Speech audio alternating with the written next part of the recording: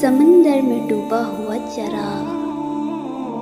ایک درویش اور اس کا شاگرد کشتی میں سفر کر رہے تھے۔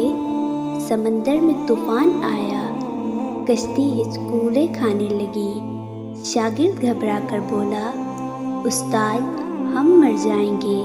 درویش نے کہا، بیٹا طوفان کے دو رخ ہوتے ہیں، ایک وہ جو کشتی کو توڑ دیتا ہے اور ایک وہ جو انسان کے اندر کے خوف کو توڑ دیتا ہے۔ کشتی الٹ گئی، دونوں سمندر میں گر گئے۔ شاگرد نے چیخ کر کہا، بابا جی ہم ڈوب رہے ہیں۔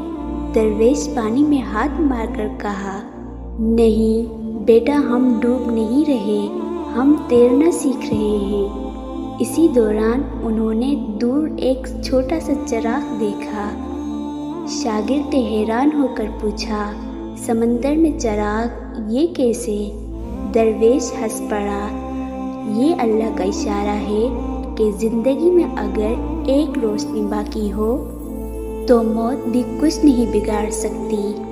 وہ چراغ ایک مچھیرے کی کشتی پر تھا، مچھیریا انہیں بچا کر کنارے لے آیا۔ شاگرد نے پوچھا، بابا جی کیا آپ کو پہلے سے معلوم تھا کہ یہ چراغ آئے گا؟ درویش نے جواب دیا، چراغ آنا ضروری نہیں ہوتا، بس یہ یقین ضروری ہوتا ہے کہ آئے گا ضرور۔ سبق: اللہ امید کی ایک کرن ضرور بھیجتا ہے، طوفان ایمان کو مضبوط کرنے آتے ہیں۔ قابل رشک موت۔ ایک بزرگ رحمت اللہ کی موت کا وقت قریب آیا تو انہوں نے اپنے بیٹے سے فرمایا، اے میرے بیٹے میری وصیت کو غور سے سنو اور اس پر ضرور عمل کرنا۔ اس نے عرض کی، بہت بہتر ابا جان۔ فرمایا، بیٹے میری گردن میں ایک رسی ڈال کر مجھے محراب کی طرف گھسیٹو اور میرے چہرے کو خاک آلود کر دو اور یہ کہتے جاؤ، یہ اس شخص کا انجام ہے جس نے اپنے مولا عز و جل کی نافرمانی کی، اپنی نفسانی خواہشات کو ترجیح دی اور اپنے مالک کی اطاعت سے غافل رہا۔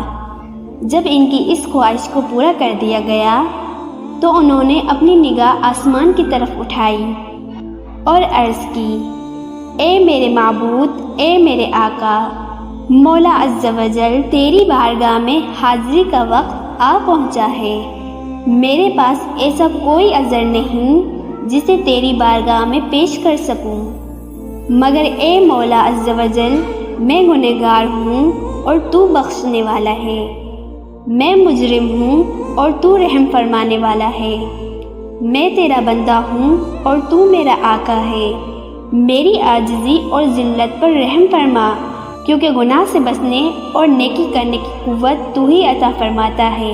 یہ کہنے کے بعد اس بزرگ رحمت اللہ کی روح قفس عنصری سے پرواز کر گئی۔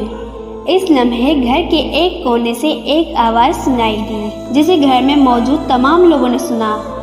منادی کہہ رہا تھا، اس بندے نے اپنے مولا عز و جل کے سامنے خود کو ذلیل رسوا کیا اور اس کی بارگاہ میں اپنے گناہوں کا اعتراف کیا، تو رب عز و جل نے اسے اپنا قرب عطا فرما کر اپنا مقرب بنا لیا اور جنت کو اس کا ٹھکانہ بنا دیا۔